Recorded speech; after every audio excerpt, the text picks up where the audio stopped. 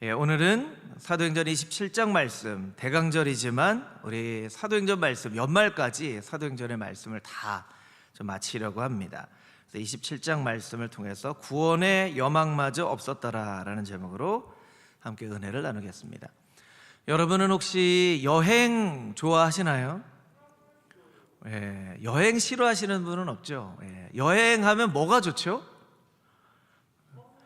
여행하면 다 좋죠. 여행하면 다 좋습니다. 저희 막내 예담이는요, 저희 이제 장인어른 장모님이 살고 계신 처가가 전주에 있는데요. 전주에 갈 때 꼭 들려야 되는 데가 있어요. 휴게소를 들려야 됩니다. 휴게소. 꼭 또 정한 휴게소를 또 들려요. 정한 휴게소.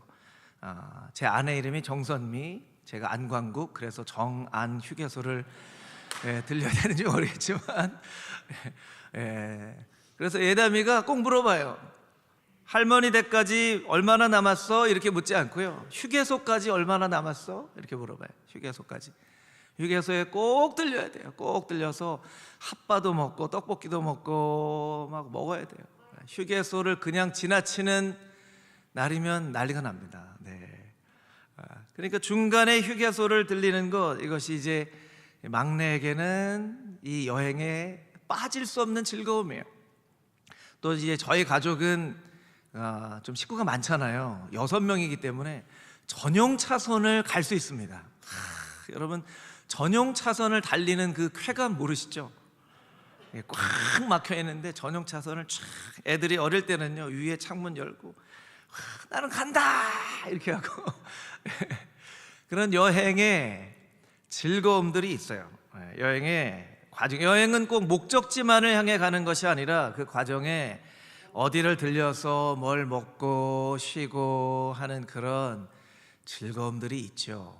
사도행전 27장, 28장은 사도 바울이 로마로 가는 과정 가운데 겪게 되는 어려움을 아주 자세하게 기록하고 있습니다. 만약에 사도 바울이 로마에 가는 것만을 목적으로 중요하게 여겼다면 27장, 28장은 그렇게 자세하게 기록할 필요가 없어요.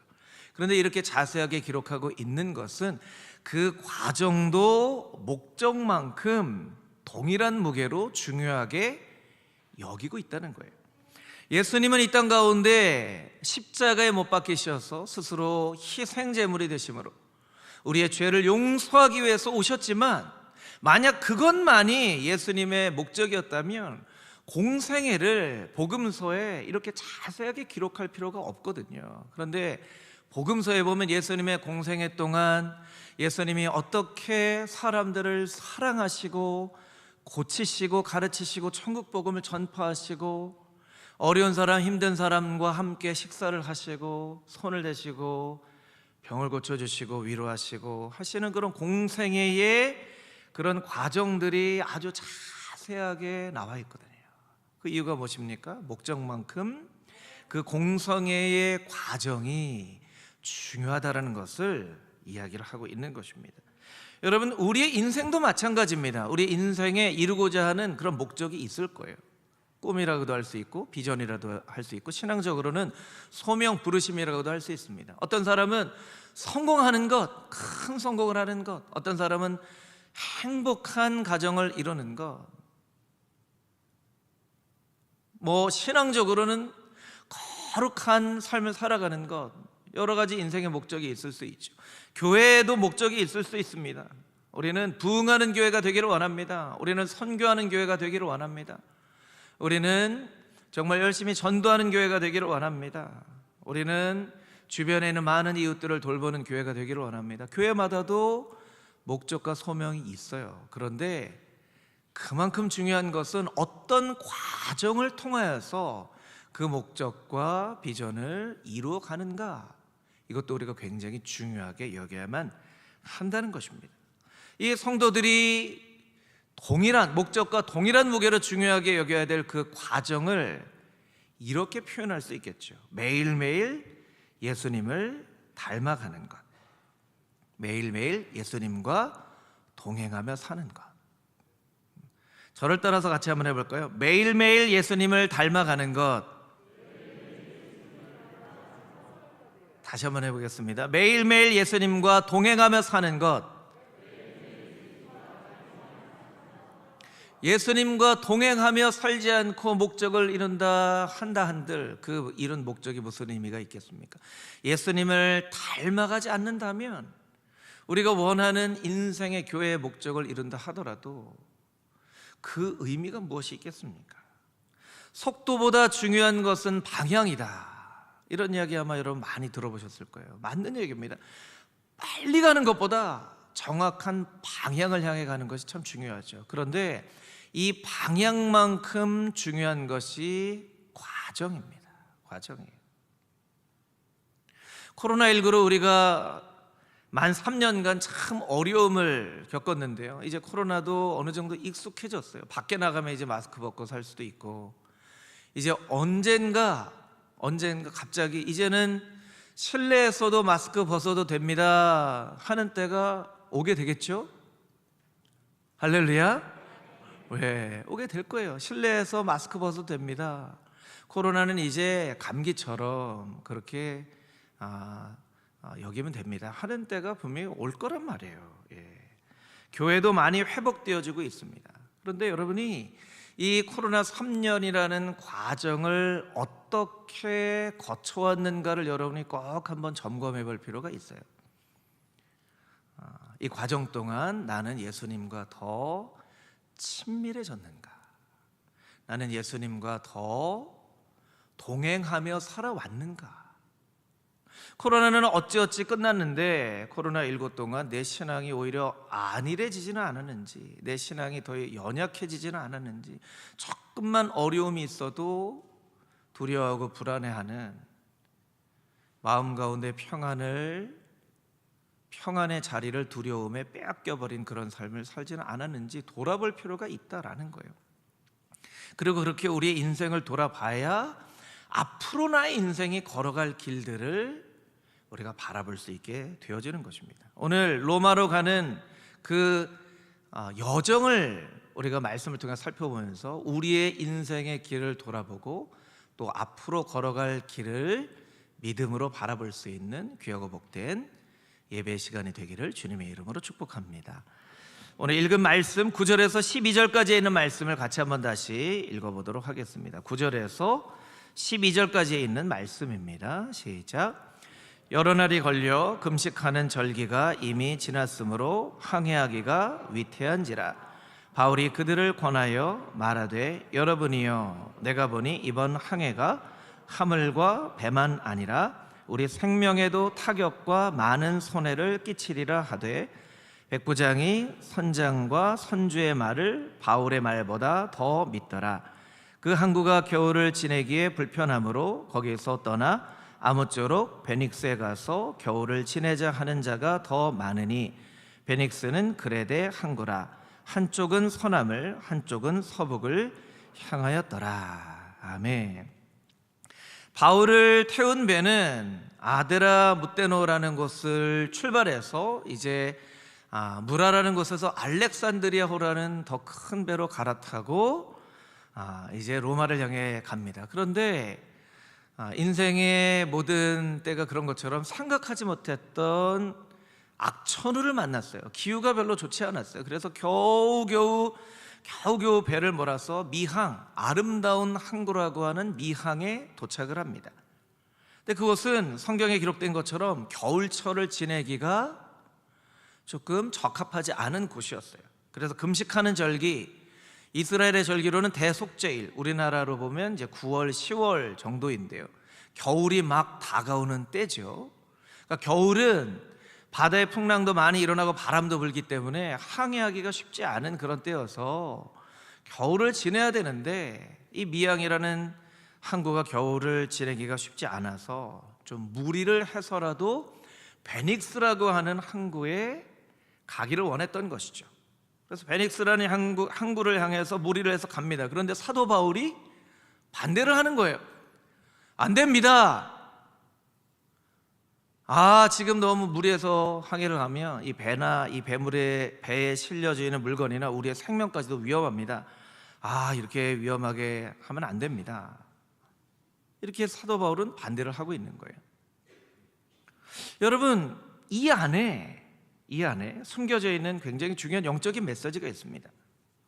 사도 바울은 왜 반대한 것일까요? 사도 바울은 사실은 항해 전문가가 아니잖아요. 그리고 잡혀온 죄인이잖아요. 그것을 결정할 만한 어떤 위치에 있는 것도 아니고 힘이 있는 것도 아니라는 거예요. 사도 바울이 왜 반대를 하죠? 오랜 전도 여행으로 경험이 쌓여졌기 때문에 반대를 하는 것인가요? 아니면 하나님이 특별한 지혜를 주셔서 날씨를 보고서 항해를 하면 안 되는 것을 본능적으로 알았던 것일까요? 사도 바울은 왜 반대를 하고 있을까요? 이 사도 바울이 여행을 출발했던 그 곳이 아드라무테노라는 곳인데, 이곳은 넓은 지역으로 하면 무시아라고 하는 지역이에요. 이 무시아는 어떤 지역이었냐면 10년 전에 사도 바울이 아시아로 복음을 전하러 가려고 할 때 성령님께서 사도 바울을 막으셨던 그런 곳이었어요. 성경의 두 구절을 우리 참고 구절로 우리 같이 좀 살펴보도록 하겠습니다. 사도행전 27장 2절과 사도행전 16장 7절 말씀. 먼저 27장 2절 말씀을 같이 읽겠습니다. 아시아 해변 각처로 가려 하니 아드라무테노 배에 우리가 올라 항해할세. 마게도니아의 데살로니가 사람 아리스다고도 함께 하니라. 16장 7절. 무시아 앞에 이르러 비두니아로 가고자 애쓰되 예수의 영이 허락하지 아니하시는지라. 이 무시아라고 하는 곳은요, 사도 바울의 계획이 꺾여진 곳이에요. 비두니아로 가려고 했는데, 아시아로 가려고 했는데 성령님께서 자꾸 사도 바울을 막았어요. 사도 바울이 하나님, 아시아로 가서 복음 전하려고 하는데 왜 자꾸 막으세요? 그래서 결국에 이제 드로아라는 곳에 갔는데, 드로아에서 마케도니아 사람의 환상을 보죠. 건너와서 우리를 좀 도와주십시오 하는 환상을 봅니다. 10년 전 일이에요. 그 10년 전 자신의 뜻을 막아서고 하나님의 뜻을 이루었던 이 장소에 사도 바울이 다시 간 거예요. 감회가 새로웠겠죠. 저 같았으면 감회가 새로웠을 거예요.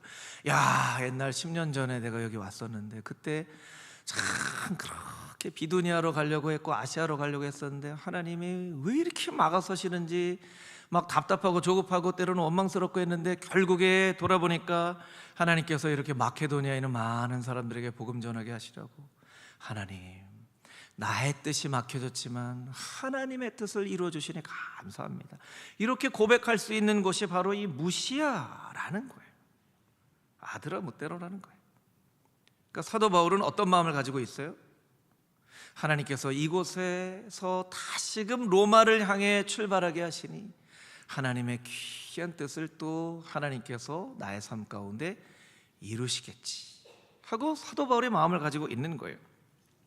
그러면 선장과 선조들은 왜 이렇게 무리를 해서 여행을 하려고 하는 것입니까? 왜 베닉스로 가려고 했던 것입니까?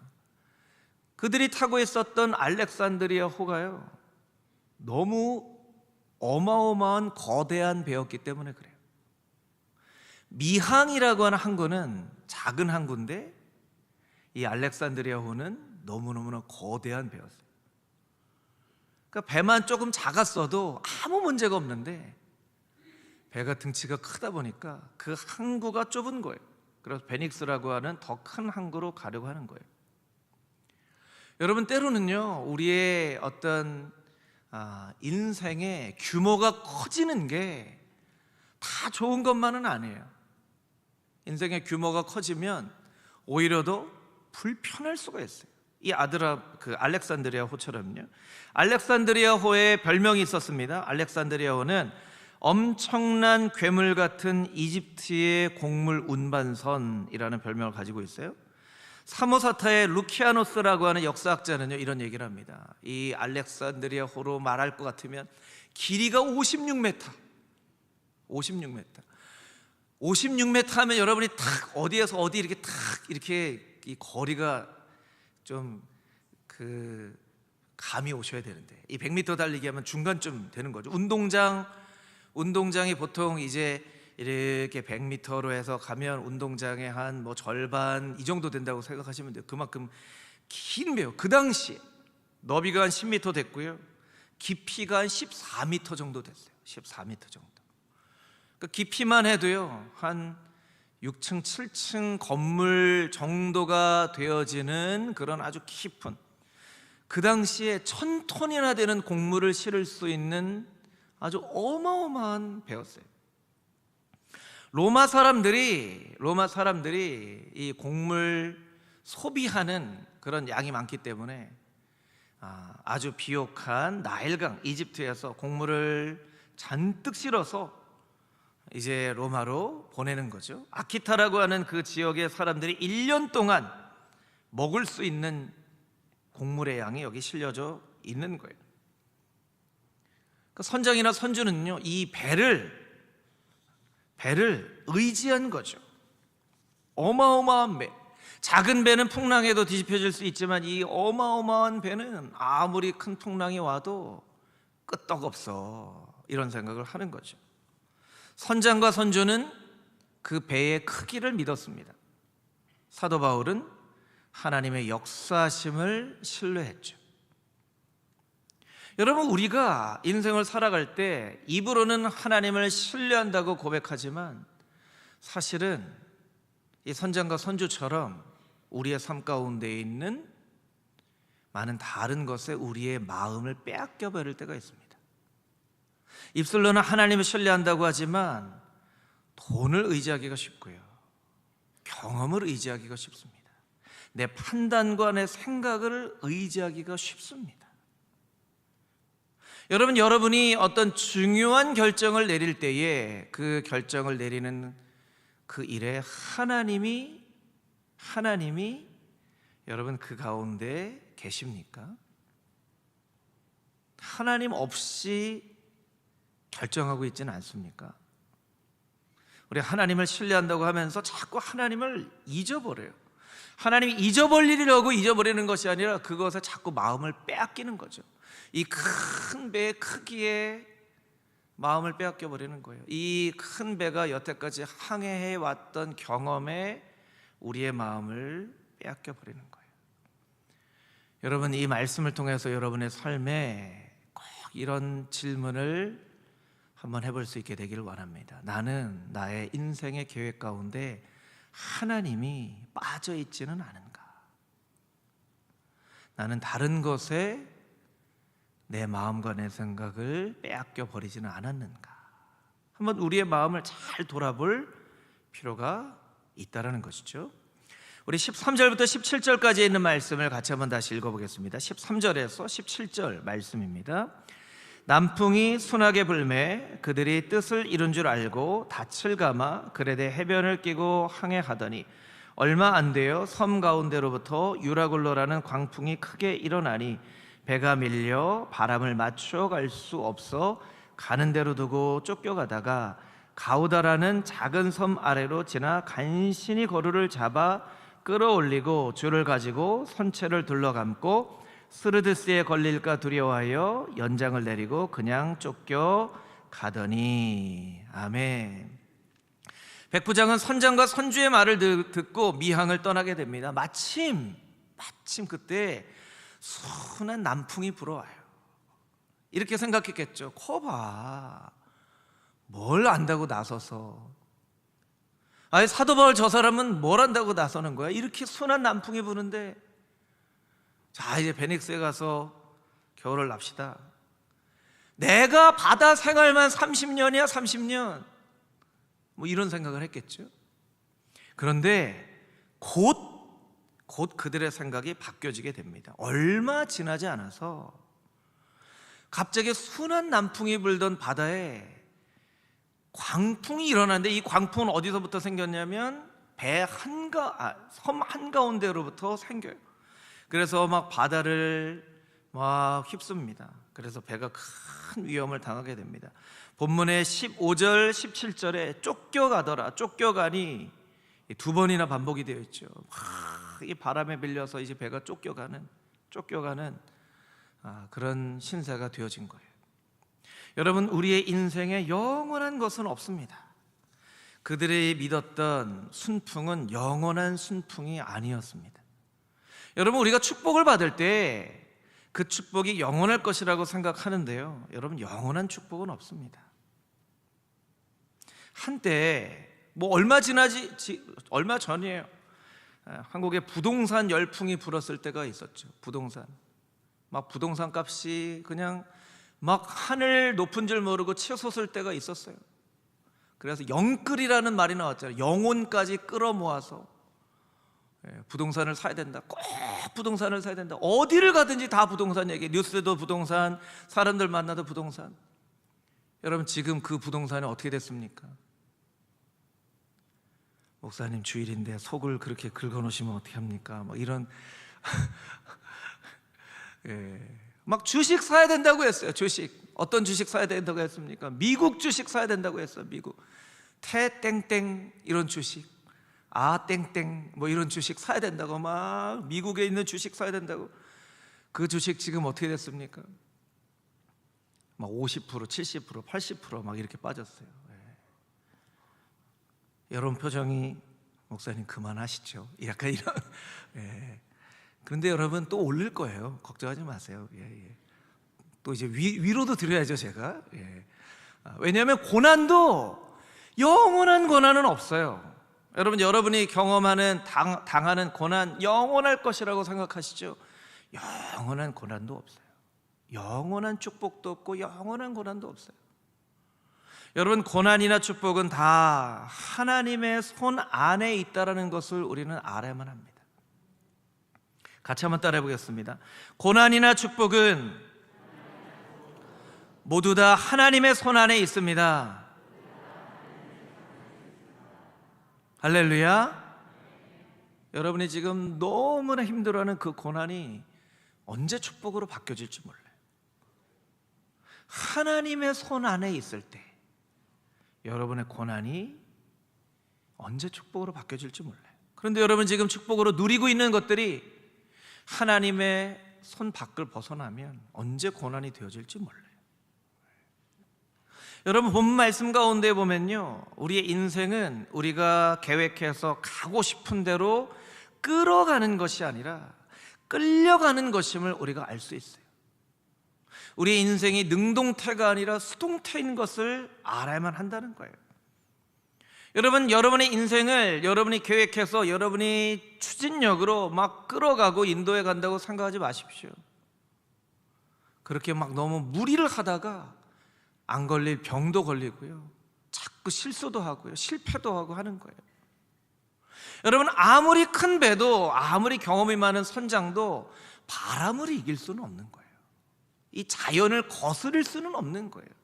하나님을 거스릴 수는 없는 거예요. 그것을 우리가 깨달아 알아야만 합니다. 13절에 있는 말씀 자막으로 한 번 더 보여주시면, 13절에 어떤 구절이 있냐면, 그들이 뜻을 이룬 줄 알고, 그들이 생각했어요. 그들의 뜻을 이룬 줄 알고 생각을 했어요. 내 뜻대로 이루어졌구나. 여러분, 우리가 내 뜻대로 이루어진 줄 착각할 때에 우리는 기도를 멈추게 됩니다. 우리는 신앙의 안일함에 빠집니다. 고난이 찾아오면요, 누가 기도하지 말라고 해도 기도를 해요. 새벽 예배 안 나오시던 분이 새벽 예배 나오면요, 분명히 무슨 일이 생긴 거예요. 기도할 제목이 생긴 거예요. 새벽 예배 잘 나오시던 분이 안 나오시면 분명히 기도하지 않아도 내 뜻대로 되는데, 우리 부모님 세대는요, 늘 교회에서 기도하고 예배드리고 하나님 의지하며 살았어요. 때로는 자신의 쉬어야 될 시간도 없이 가정을 돌보며 교회를 돌보며 열심히 헌신해서 이 금호중앙교회를 세웠어요. 그런데 자녀 세대들은요, 욜로족이라고 하잖아요. 욜로족. 인생 하나뿐이다. 쉼이 있는 주말을 보내야 된다. 어떻게 부모님처럼 살아요? 사람이 쉬어가면 살아야죠. 여러분, 자녀 세대들 잘 들으세요. 부모님들 똑똑하지 못해서, 지혜가 없어서 그렇게 사신 게 아닙니다. 여러분, 똑똑해서 그런 사람 산다고 생각하시죠? 여러분이 생각한 대로 인생이 풀려가니까 내가 기도하지 않아도, 예배드리지 않아도, 그렇게 애쓰지 않아도 여러분, 부모님 기도 덕에 다 그렇게 사시는 거예요. 부모님 기도 덕에. 여러분, 여러분의 뜻대로 이루어진다고 생각하고 기도하지 않고 예배드리지 않고 말씀 붙잡고 살지 않고 아니란 신앙에 빠져서 살면 안 됩니다. 제가 이 말씀 준비하다가 우리가 이제 새벽 예배, 수요 예배, 금요 예배 드릴 때 멀리에서 오시는 분들이 있어요. 얼마나 귀한 성도님들인지 몰라요. 멀리서 오시는 분들. 그런데 멀리서 오시는 성도님들을 보면서 제가 자꾸 가까이 사시는 성도님들이 막 생각이 나요. 막 이름도 생각나고 얼굴도 생각나고. 아니, 이렇게 멀리서도 예배를 드리러 오는데 가까이 사는 분들이 이 시간에 뭐 하고 있지? 저기는 저 사람 살고 있고, 저긴 저 사람, 저 아파트는 저 사람 살고 있고, 이 사람들 금요일날 수요일날 새벽 뭐 하고 있지 도대체? 뭐 하고 있길래 이렇게 가까이 살고 있으면서도 예배에 나오지도 않는 걸까? 여러분, 찔리라고 좀 제가 하는 얘기예요. 가까이 사시는 분들, 몇 킬로 얘기 안 하죠. 여러분 스스로 나는 가까이 살고 있다 생각하는 분들, 여러분들 신앙의 안일함에 빠지면 안 됩니다. 여러분이 부모님이 그렇게 새벽잠을 안 자가면서 새벽에 나와서 우리의 자녀들 잘 되게 해주십시오 기도하는 그 기도의 은혜로 아무런 어려움 없이 살게 되었는데, 마치 기도하지 않아도, 말씀 듣지 않아도, 예배드리지 않아도 그냥 내 생각대로 다 잘 되네. 여러분, 착각하지 마십시오. 여러분, 예배를 소중하게 여기시고요, 기도의 자리 여러분 사모하시고요, 될 수 있으면 수요일 금요일 집에 있으면 볼 거는 텔레비전밖에 없어요. 텔레비전 너무 빠져 계시지 마시고, 드라마 너무 빠져 계시지 마시고, 교회 나와서 여러분 자녀를 위해서 한 번이라도 눈물을 흘려가면서 기도하십시오. 자녀들 키우기 어렵다 말만 하지 마시고, 여러분 말로만 되어지는 게 어디 있습니까? 여러분 말만 하는 건요, 제가 몇 번 비유로 말씀드리지만 흔들의자 같아요. 흔들의자는 아무리 흔들어도, 아무리 하루 종일 흔들어도 제자리예요. 말만 하는 것은 흔들의자예요. 흔들의자처럼 신앙생활 하지 마십시오. 말만, 우리 자녀 잘 돼야 될 텐데, 우리 자녀 잘 돼야 될 텐데, 말뿐인 인생을 살지 마시고 한 번이라도 더 나와서 주님 앞에 기도하고 간구하고, 여러분 인생을 위해서, 여러분 자녀를 위해서, 가정을 위해서, 교회를 위해서, 나라와 민족을 위해서 기도하는, 여러분이 여러분 인생의 선장이 아니라는 것을 분명히 기억하고, 하나님이 여러분의 인생의 선장 되신 것을 똑똑히 기억하면서 하나님 앞에 기도로 여러분의 삶을 내어 맡기고 살아갈 수 있는 그런 금호중앙의 모든 성도님들이 다 되시기를 주님의 이름으로 축복합니다. 할렐루야, 아멘. 18절부터 20절까지 있는 말씀을 마지막으로 같이 읽겠습니다. 18절부터 20절 말씀 함께 읽겠습니다. 우리가 풍랑으로 심히 애쓰다가 이튿날 사공들이 짐을 바다에 풀어버리고 사흘째 되는 날에 배의 기구를 그들의 손으로 내버리니라. 여러 날 동안 해도 별도 보이지 아니하고 큰 풍랑이 그대로 있음에 구원의 여망마저 없어졌더라. 아멘.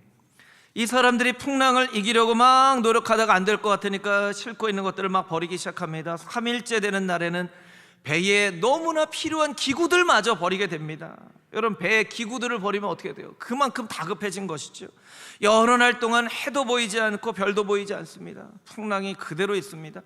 구원의 여망이 무엇입니까? 남아있는 소망, 마지막 소망까지 없어져 버렸다는 거예요. 이제는 죽는 일만 남았구나. 여러분, 이때 사도 바울은 뭐하고 있었을까요? 성경에 기록은 안 되어 있지만 사도 바울 뭐하고 있었을까요? 사도 바울도 같이 막 두려움에 떨고 있었을까요? 그러지 않았을 거예요.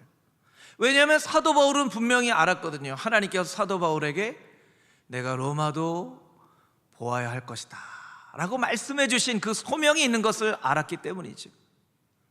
난 로마에 가기까지 죽지 않아. 소명이 있는 사람은 죽지 않습니다. 이 리빙스톤이 한 이야기 제가 설교 시간에 말씀드렸죠. 복음서에 똑같은 말씀이 나옵니다. 예수님을 배에 모시고 가는 제자들이 막 풍랑이 일어요. 이 풍랑이 막 삼킬 듯이 일어요. 배들을 막 물을 퍼내고 이제 막 거진 죽게 되었는데 예수님은 주무시고 계세요. 그러니까 제자들이 예수님을 깨우면서 원망하죠. 예수님, 이렇게 우리가 당장 죽게 되었는데 어떻게 그렇게 잠을 주무시고 계십니까? 예수님이 제자들에게 말씀하세요. 믿음이 없는 자들아, 믿음이 없는 자들아. 그리고 바람을 향하여 꾸짖으시죠. 그랬더니 바람이 잠잠해집니다.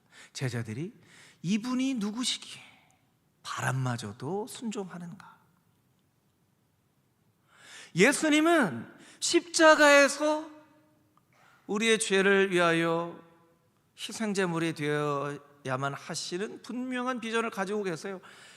그 중간에 절대로 물에 빠져서 죽으실 수가 없는 분이에요.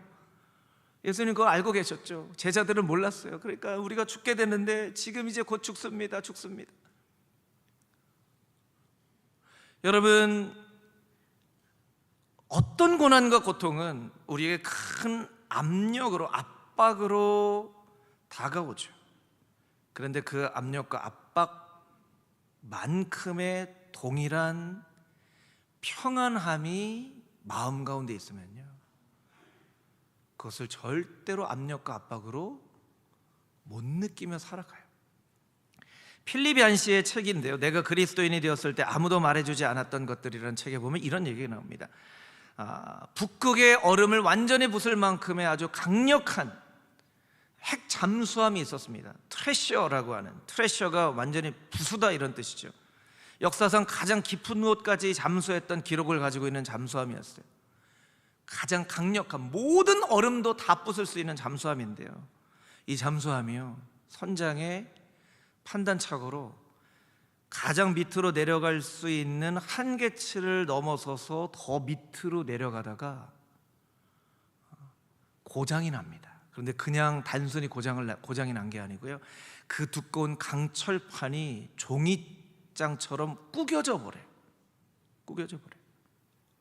그 바다 깊은 곳의 압력 때문에. 이 잠수함을 인양한 심해 잠수 전문가가 이런 이야기를 남깁니다. 강철구 모양의 심해 탐색선이 두꺼운 쇠밧줄에 달려 심해로 내려간다. 구겨져 버린 두꺼운 강철판 옆에서 발견하게 되는 것은 불과 1인치도 안 되는 얇고 평범한 살가죽으로 덮여있는 심해 물고기가 강철구 안에서 불안해하는, 우리도 이 잠수함처럼 구겨지면 어떻게 하고 불안해하는 우리를 놀리듯이 밝은 빛을 발산한다는 것이다. 여러분, 이 사람들이요, 아주 그 잠수함보다 더 두꺼운 강철구 안에 들어가서 내려가면서도 불안해하는 거예요. 우리도 이 압력을 견디지 못하고 이렇게 부서지면 어떡하나. 그런데 그 바다 밑에는요, 물고기가 있어요. 물고기가 이렇게 유유히 헤엄치면서 마치 놀리듯이 그 깊은 바다 속에서 빛을 반짝인다는 거예요. 이 물고기가 그러면 몇 미터짜리 그런 두꺼운 그 살가죽을 가졌냐? 아니에요. 아주 얇은 살가죽을 가졌어요. 어떻게 그 깊은 바다 속에서 살 수 있죠? 그 물고기의 내부의 압력과 밖의 압력이 같기 때문에. 여러분, 우리에게 아무리 큰 시험의 압력이 있어도요, 그 압력과 똑같은 양의 평안함이 우리의 마음 가운데 있으면요, 전혀 그 압력을 우리는 못 느끼면서 살아가는 거예요. 사도 바울이 그런 거예요. 예수님이 그러신 거예요. 막 풍랑이 막 칩니다. 막 죽을 듯 이제 우리는 죽었구나 하는데 사도 바울은 안심하라. 그만큼의 평안이 마음 가운데 있기 때문에 그렇습니다. 여러분, 우리가 기도 가운데 꼭 기도해야 될 것은 무엇이냐면, 여러분이 눈물로 기도할 수밖에 없는 그 간절한 기도의 제목들이 있으시죠. 그 기도의 제목이 나를 짓누르는 압력과 똑같은 만큼의 평안함을 나의 마음 가운데 채워 주시옵소서. 그렇게 우리가 기도해야 돼요. 그러면 아무리 고난과 고통이 나를 압박해도요, 우리는 그것을 압력으로 느끼지 못하면서 그 깊은 바다 속에 있는 아주 얇은 살가죽을 가지고 있는 물고기처럼 유유히, 사람들이 이야기합니다. 이렇게 힘든데 너는 왜 이렇게 얼굴이 평안해 보이냐? 하나님이 나한테 그런 평안을 주셨어. 유유히 이렇게 살아가는 그런 삶을 살아갈 수 있는 거예요. 우리 마지막으로 사무엘상 25장에 있는 말씀을 읽고 말씀 마치려고 합니다. 사무엘상 25장 29절 말씀 우리 같이 읽어보겠습니다. 사람이 일어나서 내 주를 쫓아 내 주의 생명을 찾을지라도 내 주의 생명은 내 주의 하나님 여호와와 함께 생명싸개 속에 쌓였을 것이요 내 주의 원수들의 생명은 물매로 던지듯 여호와께서 그것을 던지시리이다. 아멘. 내 주의 생명은 생명싸개 속에 쌓여있을 것이요, 고난과 고통과 어려움과 슬픔이 많은 이 세상을 한 주간 살아갈 때 하나님께서 여러분 한 명 한 명을 하나님의 생명싸개에 품으시고 안으시고 이 어려운 세상 가운데서도 심령의 평안함을 주시고 예수님과 함께 동행하는 삶을 살아갈 수 있도록 이번 한 주간 여러분을 지켜주시기를 주님의 이름으로 축복합니다. 아멘. 함께 기도하겠습니다.